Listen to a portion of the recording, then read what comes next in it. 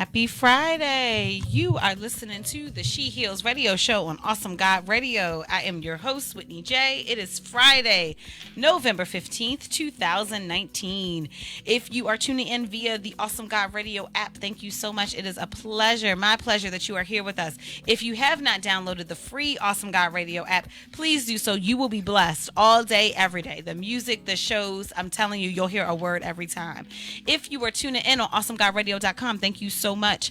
If you have not subscribed to AGR Live, go on Awesome God Radio and do that. Again, you can watch the shows on there as well. And last but certainly not least, if you are tuning in on Facebook Live, thank you so much. Please hit the like button, leave a comment, and share it to your page.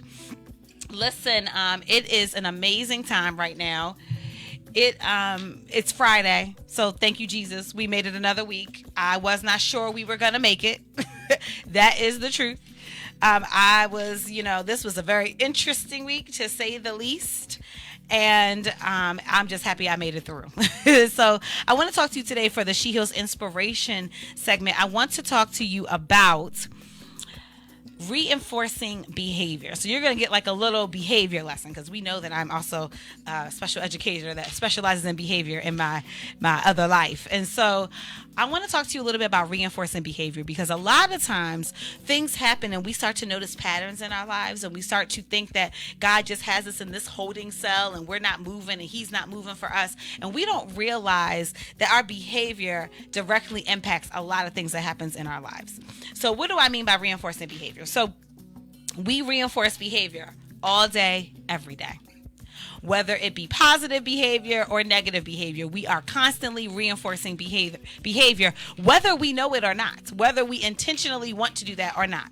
So let me give you a couple examples. So I love babies, right? And I love to hold babies, right?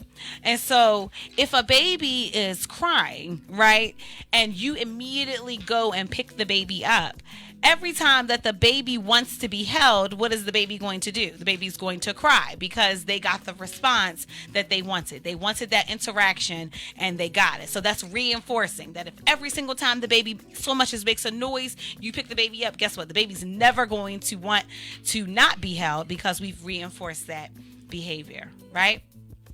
So here's another example. So let's say I'm going to give you one from my personal life. So I like to eat. Okay. Eating is my vice. Eating is the thing that I do when I'm stressed.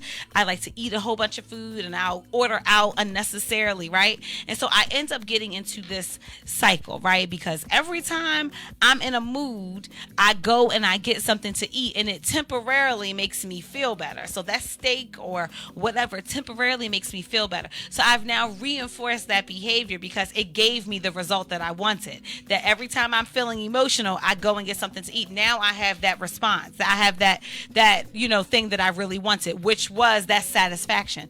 Now, here's the thing with reinforcing behavior. It is short-lived. It is only going to work up until the next need is available. So what does that mean? Well, guess what? That meal, so maybe I was having a rough day and I decided to go to Outback and get myself something to eat, because that's like my spot. And I get that great meal and I enjoy that great meal. Well, guess what? The next time I'm upset, the meal that I already ate is not satisfying to me anymore. I have to now re-indulge. I have to go back and get another meal if I'm trying to get that same feeling. I can't sit and think, well, I ate Outback yesterday. No, I'm emotional today. So I got to get that need now. And so a lot of times what we do is we are reinforcing our own behavior. So we get into this cycle. And then the flip side of that is, yes, in that moment I feel good because I ate that steak, right? But then when I'm starting to look at my finances and I'm like, well, why do I not have as much money as I thought I had? Well, you were emotionally eating all week and you spent an extra $150 eating out that you could have used on something else. Or when I'm looking at my, my weights and my clothes and, well, why doesn't this fit and why doesn't that fit the way it used to fit? Well, that's a side effect of what you were doing in that behavior. And so we're constantly reinforcing behavior. So my question for you to think about this day, this week is, what kind of behavior am I reinforcing? Am I reinforcing positive behavior in my life or negative? Am I reinforcing positive interactions with other people in my life or negative? A lot of times we get into a cycle of abuse, right? And so what happens? We allow someone, or maybe that someone is us. Maybe it's not another person.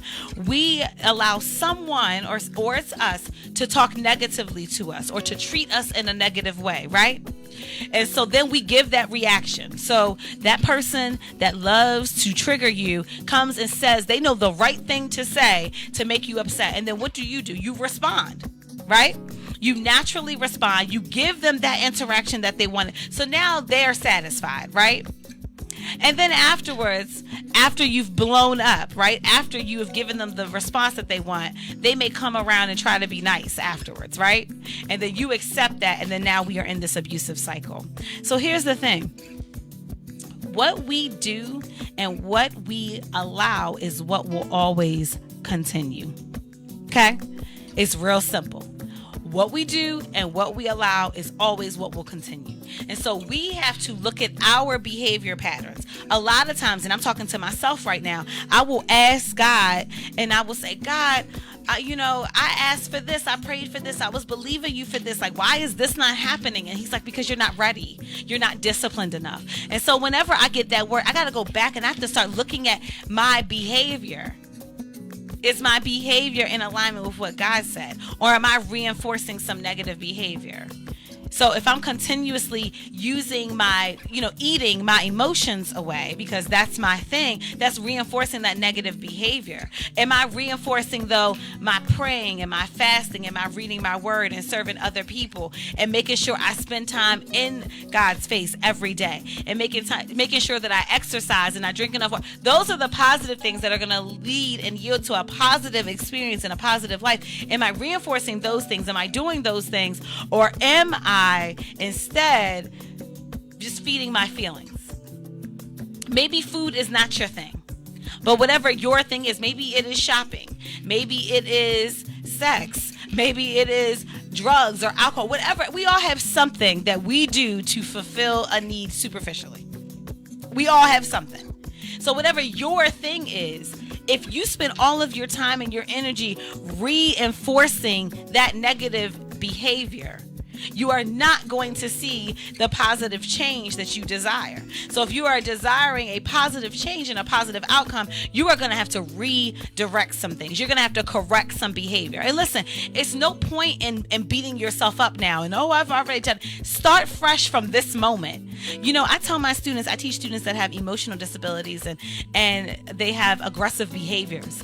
And for some of them, right after something happens, you can see the immediate regret and remorse of, oh my gosh, I just did this thing. And one of the things that I always tell them is, listen, because some of them think that's it. I've already made a mistake. I can't go forward. That's it. The whole day is over. I had a student once tell me, it was like 9:15 in the morning and something that happened. He was like, I'm having a horrible day. And I'm like, no.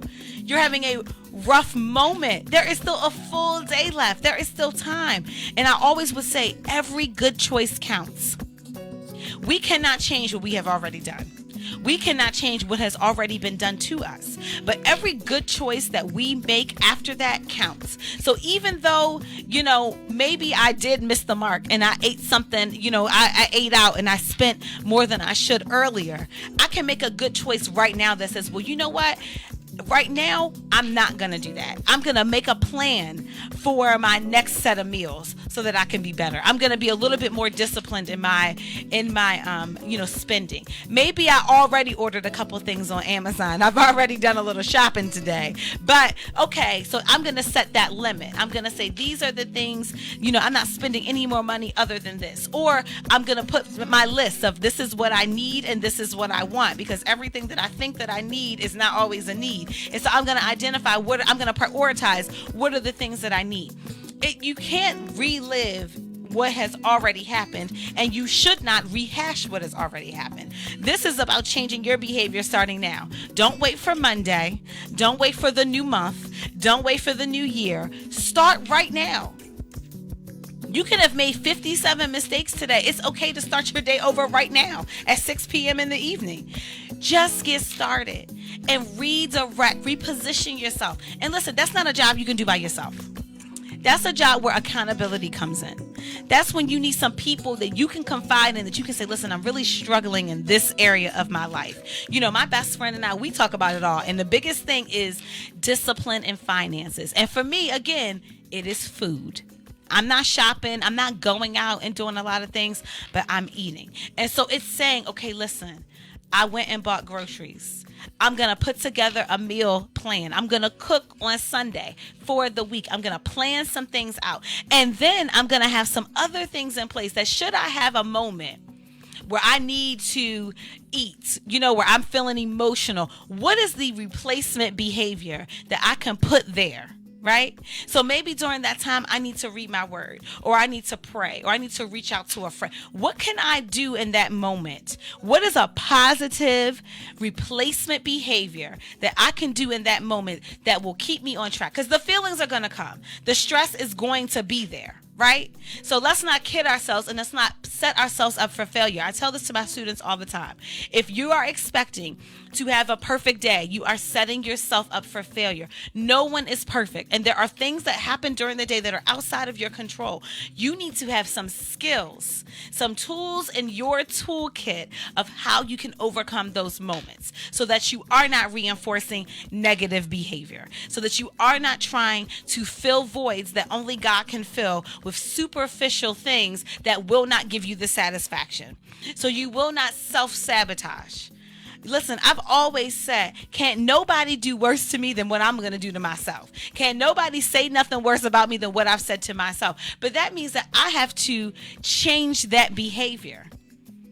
The definition of insanity is doing the same things over and over again and expecting different results. So if you find yourself in this cycle of, oh my gosh, how am I still here? Why is this still happening? You got to look at your behavior. You got to analyze your behavior. When we in school are analyzing the behavior of a student, we have 3 parts. I'm going to give them to you. This is like a whole lot of psychology going right now, but God is in all things, right?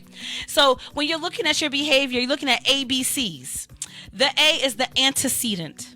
What happened before the behavior? Before you got upset and you went to indulge in that thing that you indulged in, what happened? Here's the thing, family. You got to know your triggers. The enemy knows your triggers. Your enemies know your triggers. You need to know your triggers. You need to know the things that set you off, or the things that can easily get you disconnected to God and disconnected from your destiny. You have to know what they are.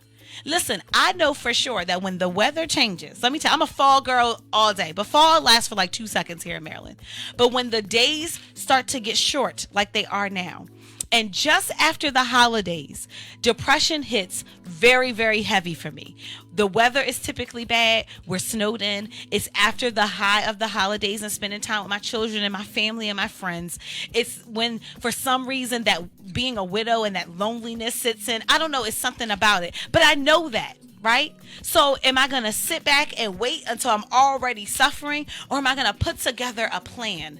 What can I do during those times? Who can I lean on during those times? Maybe I need to journal. Maybe I need to plan some activities, some physical activities, some healthy things around that time. So that's the A. You need to know your antecedent. You need to know your trigger. The B is the behavior. You need to know what you do.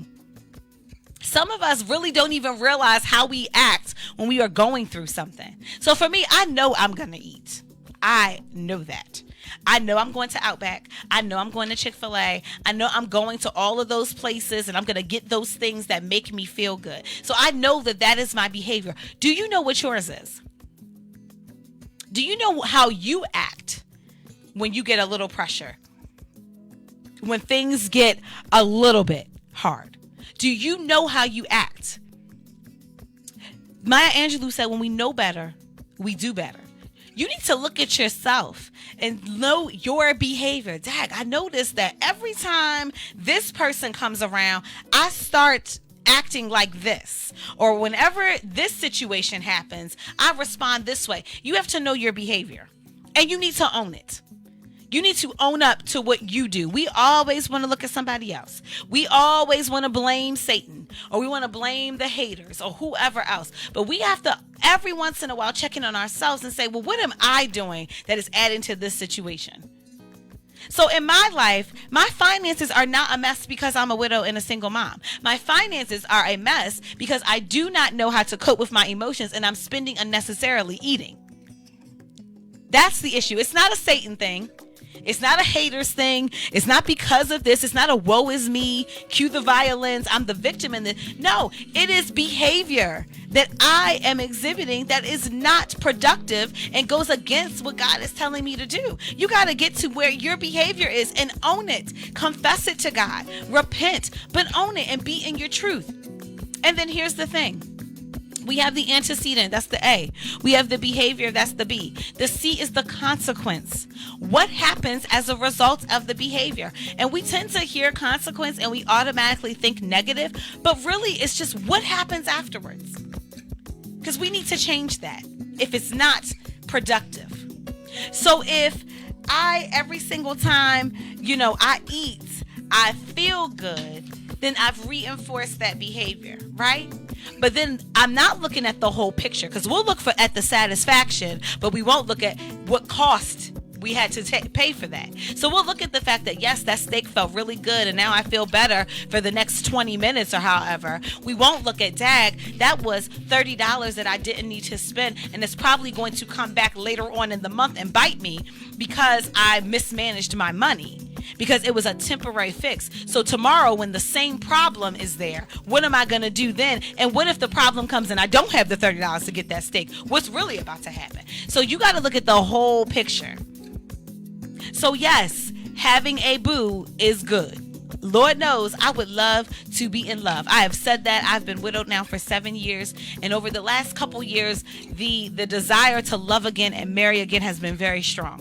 And I am certain that I could go out and meet someone. I'm not saying that in a place of arrogance. I'm just saying that there are people all around.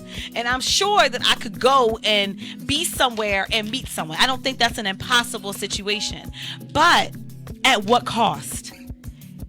Do I want a relationship at the cost of my relationship with Christ? Do I want a relationship at the cost of my ability to be the mother that I desire to be? Do I want a relationship at the cost of my destiny? No. So what I will do is I will wait on God. And I will wait, even if his answer is not right now, or not that person, or even if his answer is no. It may sting, but I will work to accept whatever his will is, because the cost is too high to be with somebody I don't need to be with, or to be somewhere that I don't need to be. So I'm weighing my options here. And so I always tell my students that when you're getting upset, before you do something, stop, think, and decide. If you get nothing else out of this message for the first half, stop, think, and decide. Before you go in to feed your feelings, because listen, your feelings are not facts. Just because you feel a certain way does not mean it's true. You need to stop and check the facts. You need to stop and think and decide. Stop and think about what is happening right now. And think about what the best thing to do. This is where your accountability people need to come in. And if you don't have an accountability partner, that's scary. Everybody needs someone that they're held accountable to. Someone that is ordained by God for them. You have to have someone that you can come in and say, listen, I'm struggling with this. I need a little bit of help. I need a little bit of help. And accountability is not them getting on you. It is you being committed. Listen, I always say, I will tell on myself. If I've messed up, there are things that I do that my accountability partners would never know unless I told them, because they're not with me all day, every day. I tell them because I have a true desire to be better and to grow. And I'm okay with taking the criticism, and I'm okay with taking the accountability, because I want to grow and I want to be better. So listen, you got to look at your behavior. Sometimes it's not the enemy and it's not all these other things. Sometimes it is you. But here is the best part. Even if you are what's in the way of you, we serve a God whose grace is sufficient, whose power is made perfect in our weakness, who is right there with you, and he will love you through it. He is not looking, I say this every single week, he is not looking for your perfection. He is looking for your submission. He does not need you to be perfect and to get it right all the time. He needs you to be submitted and committed to him, so that even when you make a mistake, you can bounce back and say, my God, I'm sorry. Reposition me, God. Correct me, God. Get me back on track, God. I somehow slipped away. I somehow got away from you, God. Help me to get back on track. God is not expecting us to know how to do all of this. If we could do all of this, he wouldn't have needed to send Jesus in the first place. So this is the thing. You got to know yourself, though. You have to know yourself. We can analyze people all day.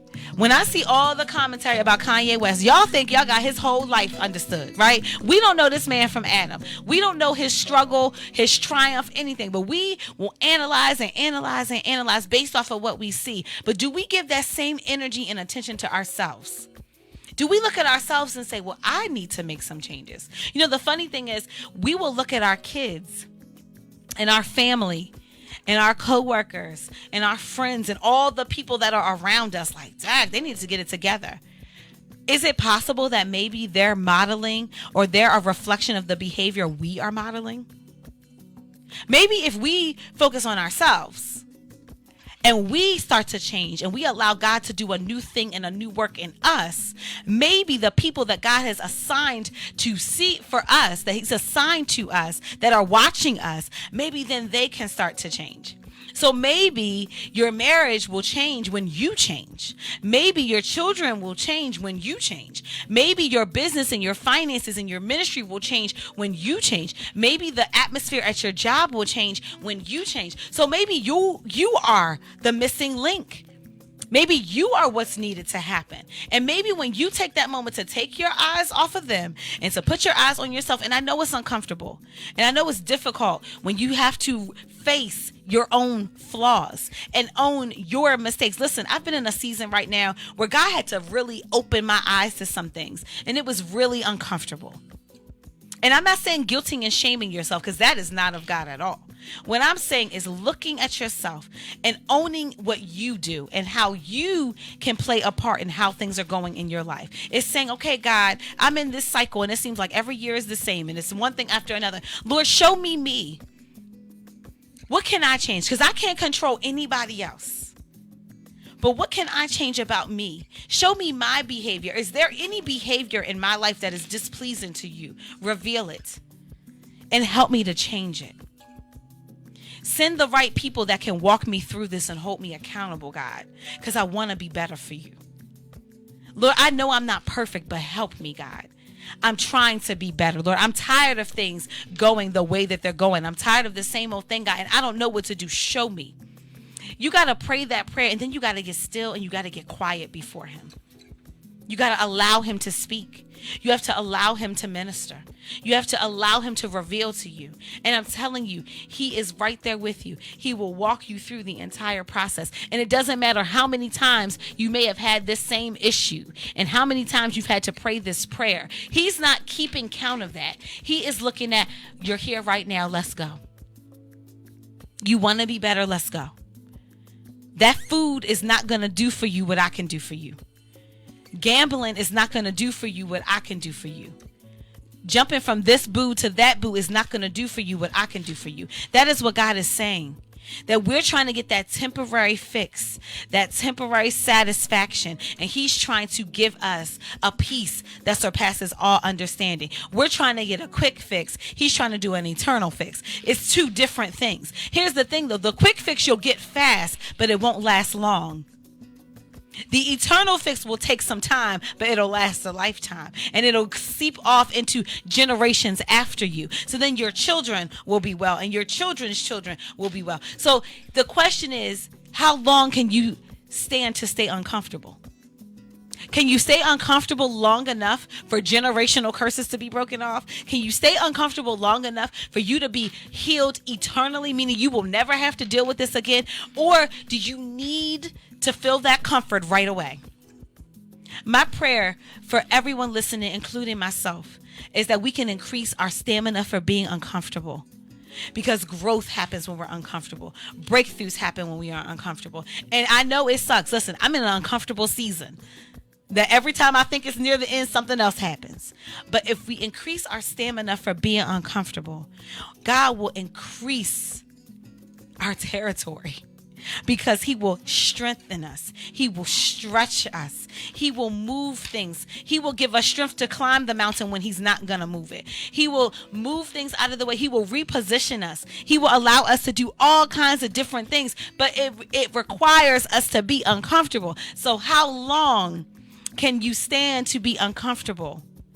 Increase your stamina for being uncomfortable, and watch God increase your destiny and your territory. This is the She Heals Radio Show with your host, Whitney J. That was the first section. Listen, when we come back from the break, we have an amazing woman of God. If you are an entrepreneur, listen up. There is a word here for you. We will be right back. This is the She Heals Radio Show with your host, Whitney J.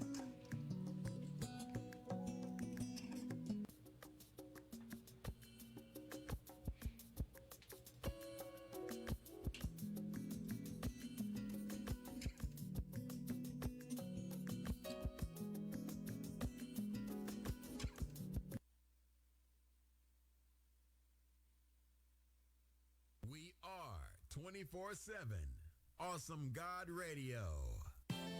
Ladies and gentlemen, let's get ready to get your praise on. It's time for the Blessed in the City Drive Home Mix with your favorite mixologists, DJ Soul, DJ Craig, DJ Lamont, and DJ L Styles on Awesome God Radio.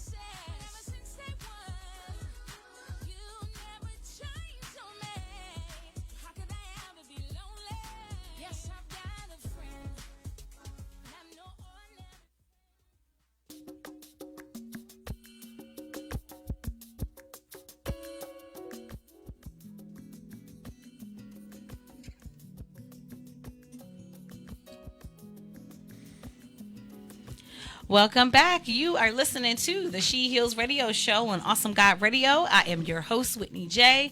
Again, it is Friday, November 15th, 2019. Thank you so much for tuning in. I pray that you were blessed by the first half of the show. I pray that God is just speaking to you right now as he is speaking to me. And again, just the takeaway from that is that, you know, if you can increase your stamina from being uncomfortable, God will increase your territory in your life.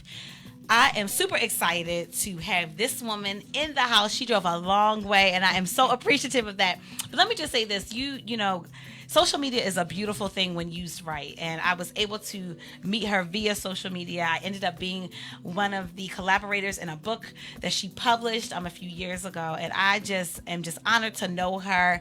She is an amazing woman. We'll get into why in a little bit. But I want to welcome to the She Heals Radio Show, Miss LaKesha Williams. Thank you. I'm so happy you invited me on. Yes, I am so excited that you are. Yes, I'm just so excited that you are here. I know we had talked about it before, which is perfect timing. And so our topic today is all about entrepreneurship. And I know that some people, not everyone is an entrepreneur, but I kind of feel like everyone is because everybody has a unique gift. But I want to talk to you a little bit about just the journey, because I feel like when people say I'm going to start a business or God told me to do this, it is so exciting, right? And then they get hit with the work and the opposition, and then it can really, it discourages them. So I kind of want to hop in and talk about that. But first, I want you to share who you are and what you do. Well, I am one of the lead visionaries of the Vision to Fruition group. We specialize in bringing visions to fruition. Yes, I love it. It's really just that simple, but we're really, really passionate about helping people to bring their dream, their vision, their goal, whatever it is, to fruition. So if you want to write a book, a website, anything really, we'll help you do that. So that's really the nutshell. It's so many layers. Yeah, I was gonna say it's a lot there, but yes, it's so many layers to that. But that's just a nutshell of what I'm passionate about, helping people, and everyone that I work with, my business partner, we're passionate about helping people. So that's our primary goal. Absolutely, which is amazing. So vision to fruition.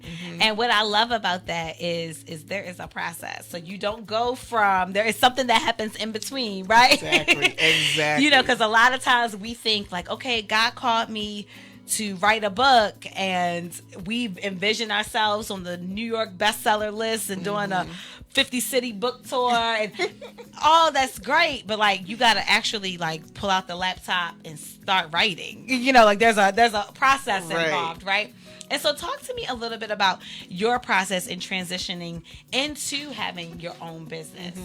Well, as you stated, I had a vision to write a book in 2014, and I looked at a number of different places, and I was like, oh my gosh. And you're absolutely right. We always have these grand visions in our mind. Yeah. And then we forget that to get to that grand vision, there's work. Yeah, lots. There's stuff we got to roll up our sleeves, late nights, sleepless nights, yes. Passing on events, all types of things. So I remember in the beginning staying up like 3 days straight, like trying to work on a website for the book and like all these different things. So that's really where it started for me. I started with myself. I published my first book myself. I self-published, and I did everything myself. And so some of those nights were spent learning how to do things. Yes. And trying to figure it out and trial and error. So I began to see a need. I began to see two things. One was that people were afraid because they just didn't know what went into writing a book or starting a business. Yes. So I said, you know what? Okay, I see what's happening here. And then the other thing is that people didn't want to do the work. A lot of people like to get somebody else to do it for them.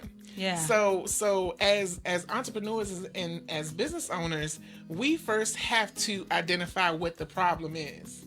And then once we identify what the problem is, we can start building our products and services around what that problem is. So like I said, people were afraid. So they needed someone to tell them you can do it. Yes. And then they just didn't have the know-how to do it. So I said, you know what? I'll do it for you. Right. There's the need. Right. So you identify what the problem is, and then you build your product and service around the problem. Because if you think about Uber, they identify the problem. People need rides to places for cheap, right? Yeah. So they said, okay, we're going to fix this problem. Right. So that's really all business ownership, entrepreneurship is identifying the problem and building your product and service around that problem. That is amazing. That was a whole book right there. Like, that was good. I was like, oh, I got to come back and watch this later. That you're right. That's it. So whatever God has given you, and you'll know what it is, because it'll be a burning desire, or like it'll be something that you're burdened by. You'll know what it is, and then of course he gives you the vision. Yes. And so I can speak for myself. When God put it on my heart to write a book, and I looked at the process, because again, like you said, we have one vision, and it's like, oh man, there's a lot involved, and there is so much there. What do you think is the number one reason why people get discouraged when they are first stepping out and starting whatever their business journey or whatever it is? What is the first, like the biggest problem that they hit? They talk too much. That was not what I thought you were going to say. Please elaborate. They tell everybody what they're doing. They tell everybody what they want to do. We have to understand that even with our family and friends, everybody is not going to support what we're doing. So actually, one of the first, before you even start the work, when it's just at the idea phase, you telling everybody, be quiet. And I learned this the hard way. So just, be quiet, pray about it, like that accountability that you talked about. If you have someone that you trust, share it with them. So and God will tell you who to share it with. Exactly. So my biggest piece of advice is be quiet.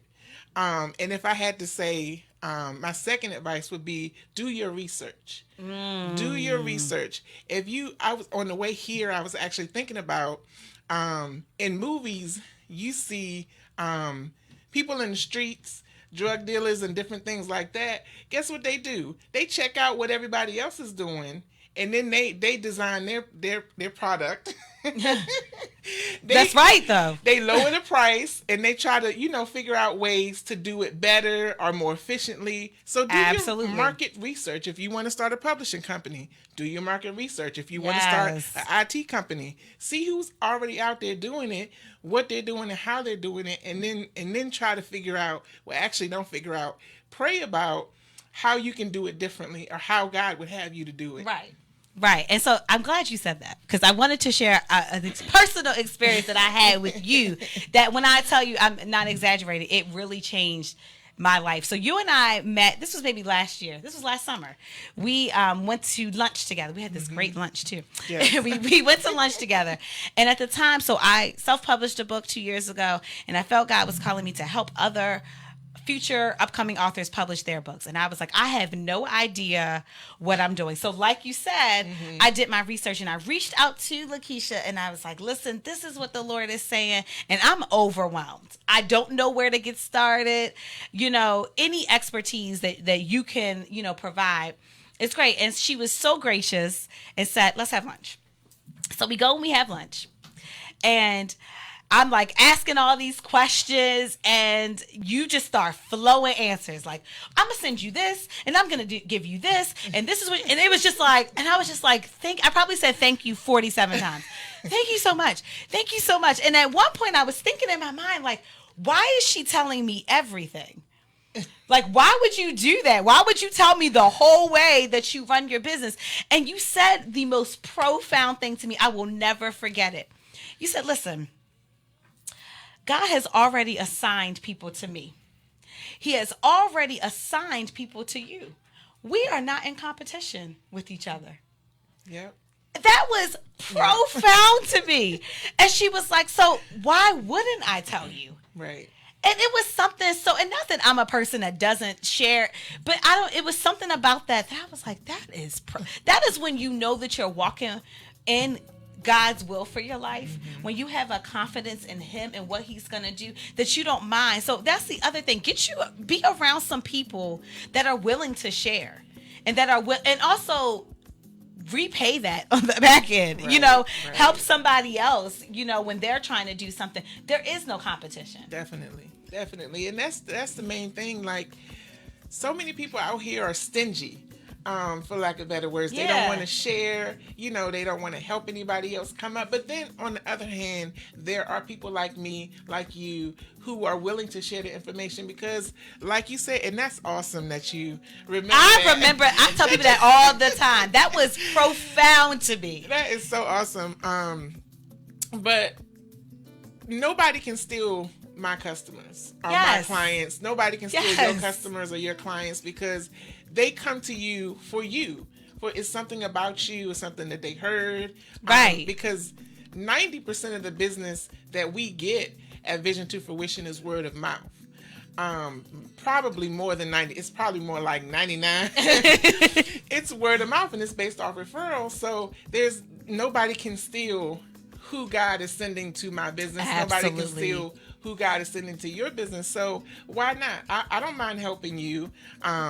There's always a consultation fee. But Yes, I was getting to that too. Now, this help ain't free, y'all. Stop trying to get freebies. You better slide some money. But I don't mind helping. I don't mind sitting down with you. My business partner, LaKesha Bailey, who I'm sure is watching, doesn't mind talking with you and helping you develop a vision plan.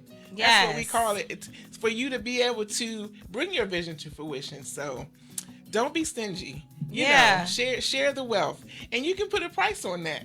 You know what I mean? Because you've developed the skills, you've had the experience to help that person. So why not? Your time is valuable and you're worthy of that. Absolutely. And I had to learn that the hard way as well. Listen, yes, I learned that the hard way this year. Yeah, and not being unapologetic about it and just saying, listen, I'm more than willing to help you, but this is how I do things, and knowing that your gift is valuable and thinking enough of the God that's in you. God placed this in you, and he didn't place it in you for you to just throw it. Now, if he puts it on your heart to serve someone for free, that's a totally different thing. But I'm saying if you do have a skill, why not? And I always would say to God, like, God, I'm a single mom, I'm a widow, like, I'm struggling. And he's like, use what I gave you. The reason why you don't have what you need is because you're giving away what I told you to do for a fee. Exactly. And that's a perfect segue into, as entrepreneurs, we have to, and I'm speaking from my direct own, like, I know this well. We have to make sure that we are not discounting ourselves. Yes. And I did that for so long, and I would always be mad because I would be like, dang, I should have charged him more. Yes. Or, like, because then you start putting in the work and you realize, not that you're trying to price gouge anybody, but you realize how much work you're putting in to the project that you're working on, and it's not matching. So you paid me $20 to do a website. You know what I mean? And that just doesn't. That's 1990 prices. Right. And that just doesn't add up. So we have to make sure that we know our value, and a part of us determining our value and not being afraid to charge it is doing your research. Yes. If you know what other people are charging, then you're like, okay, I'm charging $20 and they charging $2,000. There's something wrong. Right. Yeah. There's something wrong there. So you definitely gotta know your value, and also don't be afraid to say the price is the price. Whatever the price is. And these are all recent things. And I've been in business for 5 years. And it's not until just recently that I'm like, you know what? The price is the price. Don't let people talk you down. Right. Don't let them negotiate. If you know for sure that you have a good price and you've done your research, stick to it. Because then after the fact, like I said, there were times where I was mad. I was like, man, I done put 20 hours into this and they only paid $100. So know your worth. Yeah. Know your worth. Yes, that is such a profound thing. And also, I think you just brought up what I was about to ask you, is knowing who your audience is. One of the things that I'm learning in this season, because there's a lot of things that God is developing, is knowing who my audience is. Who is my target audience? So when I'm thinking about writing books, and when I'm talking to my author, who is this book for? And making sure that your product matches who God is intending it to go to. But also, my question for you is, so say we have a skill, right? So I used to be a hairstylist before I became a teacher. So say you have a skill or a trade that you're now trying to transition into a business. How do you separate the skill and the trade from the business side? Because I know for me, I like to read and I like to write books. And that was good when I was doing it by myself. Right. But when you go into business, it's different. What are some of the tools that you need to kind of merge those two? I think first it's a mindset first. You have to make the distinction between what you like to do and what you want to get paid to do first. So it's the distinction. Like, I love to talk to people. But I also have to remember, before I go rattling off all of this stuff, it's you have to have a business mindset. You have to say, okay, this is my product or service. This is what I'm going to charge for it, and this is how the delivery method I'm going to give it in. So just changing your mindset from knowing that you have a skill, a service, a product, and saying something that you're good at, to saying this is a business. If you go to Chick-fil-A, like you mentioned earlier, I go a one lot. of your favorite spots. Do you go in and do you negotiate with them the price? Right. They have a business mindset. So they took that business mindset and they now have a product, and they're offering that product. The price is the price. You know what you're getting because it's quality. You've heard by word of mouth. When Chick-fil-A first came out a couple years ago, people was like, oh my goodness. The waffle fry. Those waffle fries. Yes. So you have to start building a brand. So sometimes, yes, if you look at the record of some people, maybe like Eric Thomas, or somebody like that, they did do a couple things for free. But the science behind that is you have to build clientele. And you have to get, or maybe not free, but at a low price. Right. And then you get people who can say, oh, they're great. They're amazing. They're awesome. But to answer your question, it's changing your mindset. So you have to start making the distinction and operating like you are a business with everything until it's rote, until it's, something that's ingrained. Then you can start, but you have to always make that distinction between what I like to do and what I want to get paid to do. So it's a mindset change first. And once you do that, then it'll be easy. Everything else will come naturally. And that's amazing. You are so right. But it's definitely, and it takes work. It takes work to change our mind, and and just to have that discernment of what to do when. Talk to me about building a team. Because also I'm learning that you can't do everything by yourself, at least not being able to withstand it over a period of time. Right. Do you have any tips or tools for people that are looking to build a team? Look for skills. Don't look at the person. Look for skills. If you know you need somebody who's good at answering calls and interacting with the public, if you don't have time to field calls, emails, stuff like that, look for skills, because a lot of times we're like, oh, my mom can do this, or my sister can do it, because first we're looking for people that we don't have to pay. Amen. When we're starting, right. when we're first getting started, that's, people are always help, but I find that people look at who they know, and like, oh, this is my best friend, she can help. Does she have the skills to help you? Right. So when you're looking to build a team, look at skills. Like, okay, all right, my business partner is really, really good at editing and catching errors and stuff like that. That's not quite my strong. I'll catch some stuff, but she'll catch it all. Right. And so that's a skill that she has that I don't have. So you need to start looking for skills that you don't have in people, instead of looking at the person. Oh, this is my husband, he can do this, or my friend or my sister. Look for skills. That's the number one thing, because if they don't have the skills, it's not going to be done in excellence. It's not going to be done effectively. The second one is, what's the condition of their heart? Like, what's their motive? What's their motive? I had a team of 12 people when I first started, because they thought that we were going to blow up overnight. We didn't blow up overnight. Now, God has allowed us to grow, yes, but it wasn't an overnight thing. So then I got to a point where it was just me. And I was like, where did all the people go? And I realized that I just asked people that I knew because I knew them. Because we were friends or we were in relationship. I never really looked at their skills or asked them what they could do. So you really have to, again, have that business mindset. Not just because I know you. What are your skills? Can I see your resume? What are you already doing? And so then I can place you on my team where you need to be and where you're going to help us run like a well-oiled machine. Absolutely. Knowing the skills, that's a big thing. And I get it, because it's natural for us to want to include the people that we are connected with, in whatever we're doing. But the motive is a big thing. And I was thinking about what you were saying, how you started with 12 and then, at one point got down to 1. But then the flip side of that is, if you start with a small group and then you blow up, and then now everybody wants to join. You want to just make sure that, that's again when that discernment comes in of knowing who is in your space and why they are there. Mm-hmm. Are they there because they are in alignment with the vision that God has given you and they are willing to work that vision, or are they there for some other reason? Along the same lines, one of the biggest lessons I have learned just in the last couple years, and I'd love for you to share on, is support.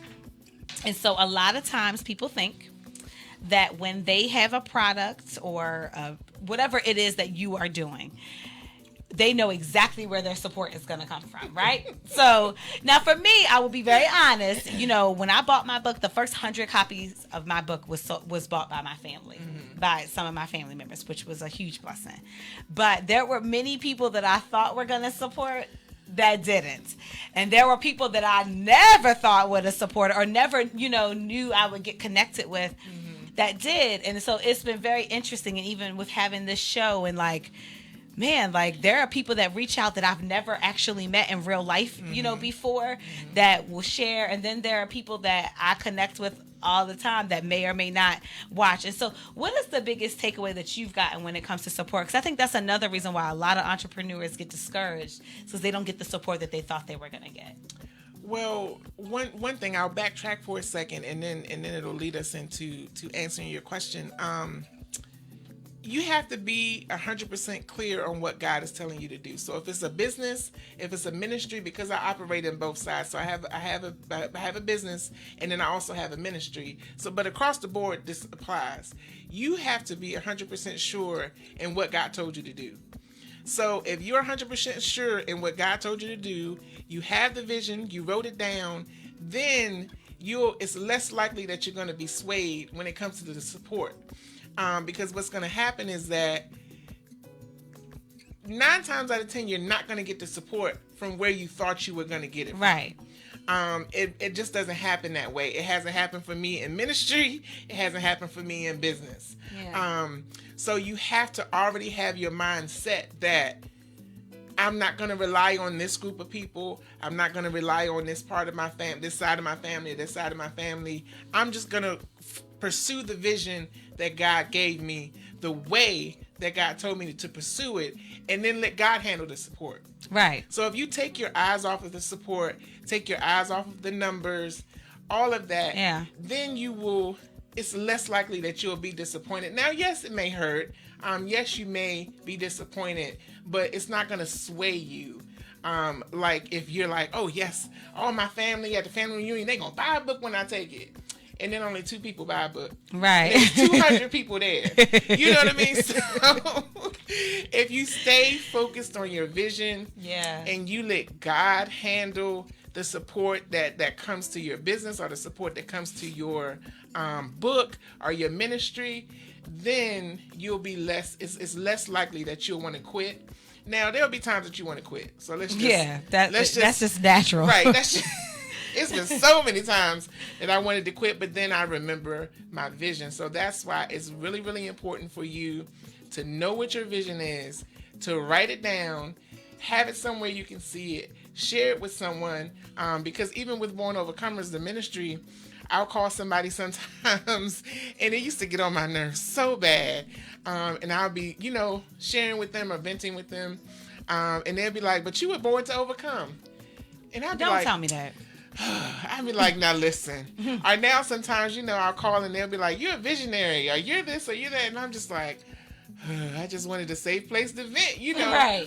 But that's the importance of, if you share it with your accountability partner, then they will always support you. They will always redirect you to what your vision is, or what the original vision is. So being clear on your vision and letting God handle the rest will kind of take care of that support, because it's never going to come. It's going to come from strangers. Yeah. Strangers. And it may just not even be personal. I think we take it personal. We do. And one of the things that God had to show me is certain things are just not your product. Right. So if, maybe they're just not, it's not that it's you and they don't want to, do something or support you. Maybe it's just that this is not their market. Right. So for me, I don't have candles in my house because I have a child with special needs and I would like my house not to be on fire. Okay. So if you are, if you're selling candles, I may buy them and gift them to somebody, but that's not something I'm going to use. I'm not going to buy incense and things like that because those are things that are just not conducive to my household. Right. But that doesn't mean that I'm not supporting you. Maybe I can support in another way. So don't always take it personal when that's the other thing. When you don't get the support because it might not be what you think it is. Support comes in so many different ways. Yeah. Many different ways. Oftentimes you want somebody to show up, but they're praying. Yeah, listen. They're praying. So that's really important, and I'm glad that you mentioned that. Is that support comes in a number of different ways. In the social media era, support could be you sharing something. Yeah. And then that gives me access to your network because that's another important thing. Networks. And me accessing your network or you accessing my network. That's a big deal. Is a big deal. So support looks different. So also we have to get that out of our minds that it's not always going to look like me showing up.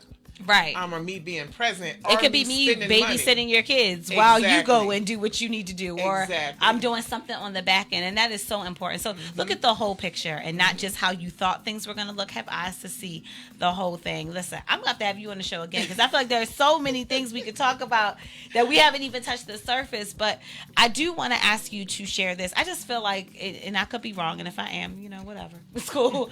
That maybe there is someone, or maybe it's just us, that is listening to this and maybe they are really struggling in pursuing whatever it is that God is calling them to do.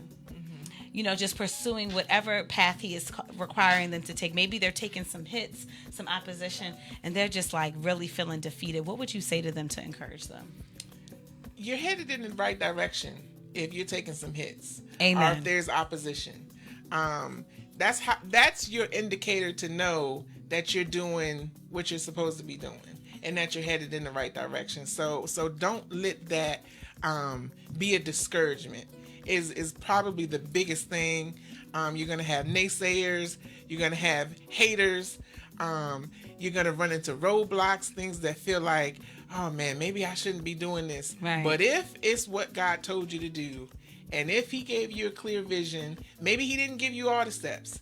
Maybe he just said, start writing.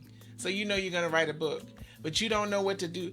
Just do whatever God said do, and then he'll give you the next step. So just be encouraged that even if it feels hard and you're just starting out, it's going to be times where it feels really hard. It's going to be times where it feels great, and things are looking up or things are rolling in. But then there's going to be those times, especially when you're starting out, just don't quit. If you know that you know that you know, down in your knower, that God said do, write the book, start the business, then do it and trust him. That is if anything, I will end and say, trust God. Yes. Like trust God, seek him, ask him, pray for wisdom, pray for divine downloads, and he'll give it to you every step of the way. Like things that I've done, I never would have thought, but God gave me the idea. So just trust him and follow him and don't quit. Amen. Listen, do it afraid. Yes. Do it afraid. Yes. But just know that when you are trusting God and when you are moving according to his will, your steps are ordered. Mm-hmm. So it may hit you, but it won't kill you. That's right. That's right. You got to keep that right. It'll make you strong. We were just talking off the air of like how this year has been a stretch for both of us for various reasons. And it's like, okay, God, again, going back to what we talked about earlier, increasing your stamina for being uncomfortable.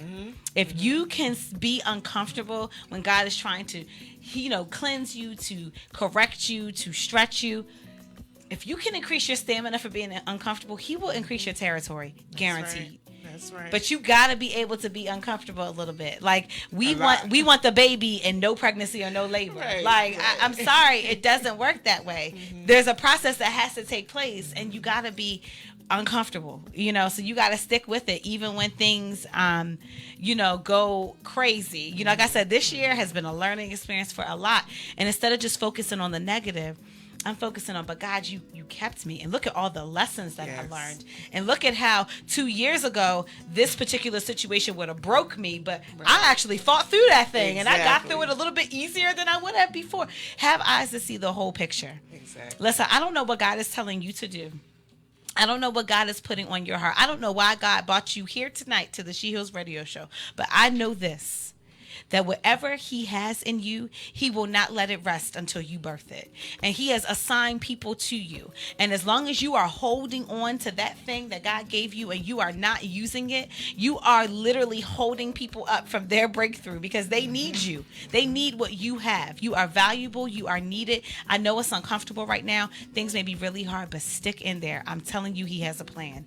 I want to thank LaKesha Williams for being an amazing woman and for joining us tonight on the show. Listen, we're going to put her website, Vision to Fruition, on the live. Please, listen, send her a donation. Contact her for services or speaking engagement. I'm telling you, personally, she will bless your life. Her and her whole team. I'm telling you, go there now. We will put all her information up. I want to thank everybody for listening. I want to send a special shout out to my producer, Quincy. Love you so much. Quincy just turned 13 earlier this week, y'all. He is the youngest producer here at Awesome God Radio. He's been producing for over a year. He's also my son. So yay, mommy's happy. But I just want to thank you. I just want to thank the listeners. I want to thank Awesome God Radio. It's been a blessed time. In closing, she thinks, she feels, she hurts, she cries, she prays, she trusts, she fights, she perseveres, and ultimately she heals. This is the She Heals Radio Show with your host, Whitney J. I pray that you have a beautiful weekend. We will see you back here next Friday, 6 p.m. Take care. God bless.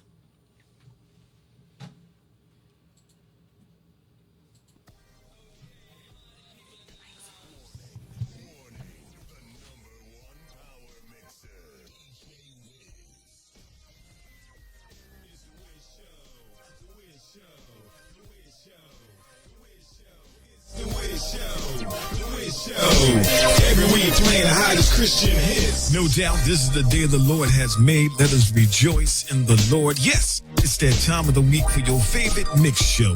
The hottest when it comes to Christian hip-hop and R&B music on the internet. I'm your host, DJ Wiz, and we broadcast you straight out of New Jersey. Yes, indeed, we have another hype show for you, so turn up your radios. It's about to go down. It's official.